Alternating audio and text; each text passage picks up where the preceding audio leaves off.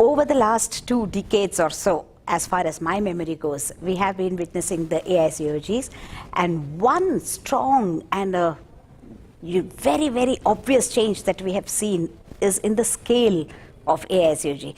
From about 1,000 plus members attending the AICOG, slowly it started escalating into the volumes that we have today, more than 10 to 12 to 15,000. From the delegates' point of view, it's like a cafeteria approach. They almost get whatever they want. It is one conference where our members from smaller towns look to getting together, exchanging their experience, voicing out their concerns, and learning a lot. Learning is not typically only technical or scientific learning. It's also a learning about, on such a scale, what else is happening, not only in our country, but also around the world. And they have this opportunity to really reflect as to the kind and quality of practice that they are themselves doing. So that's the scientific bit. Quite beyond this, there are several other things happening in the AICOG, which also has scaled up. The participation of the stall exhibits, for example, the evening events of the galas, and the lovely cuisine which is spread all through lavishly. And hospitality is in the Indian DNA. So that is something is underscored and underlined, and we have to. We are evolving, and we are thinking through these processes about how we connect digitally, how we do more webinars, and how we reach the people in the remote corners of the country, not only at this mammoth conferences, but also once they return home, how do we reinforce, refresh, follow up. It gives a lot of insights into what the country really needs. So it's a great experience both ways, both to the organizers and the delegates and office bearers as well. Everybody who attends the conference and who hears about the conference will walk away with the thought that girls and women are the most important and the key factors in the making of any nation, any society, any family, any individual. Because through and through, both scientifically and socially and economically, women deliver.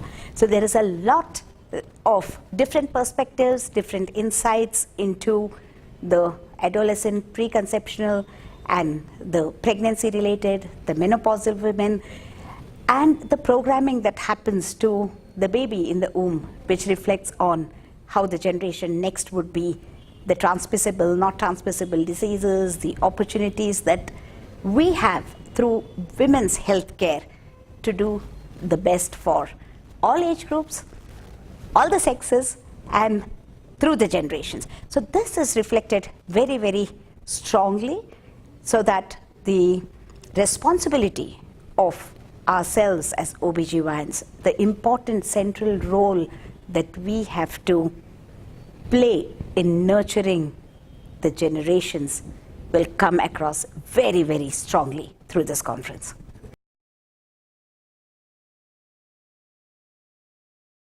It is the recognition of the need to build the capacity of many, many thousands and millions of healthcare providers, whom we call as frontline healthcare providers, in an initiative called Each One Teach One. Because if there are 30 million deliveries happening in the country and only 30,000 specialists, the numbers don't match. We need a workforce of at least 1 million trained, skilled healthcare providers to take care of the women who deliver. Not to make a point that women are only seen as birthing machines. There is something before and beyond the reproductive phase. So the government is also coming out with 150,000 wellness centers for preventive health care. So it is our responsibility to build the capacity of the mid-level healthcare providers who will be manning these 150,000 centers. Who is to take the responsibility of what they should be doing? Because the women will come there, girls will come there, and what is the kind of care, what is the quality of care that is to be provided for them? So the insights into such a huge need that is there, and we are the frontliners responsible for the capacity building. That will surely be showcased in this conference, though very directly we may not have the actual mid-level providers, nurses, paramedics attending this conference or learning from this conference, but we would enable and inspire many of our champions, as we call them, pan-India, to take the initiative to Skill India. I think over the years, the AICOG has established itself as one of the mega conferences in the world. Okay?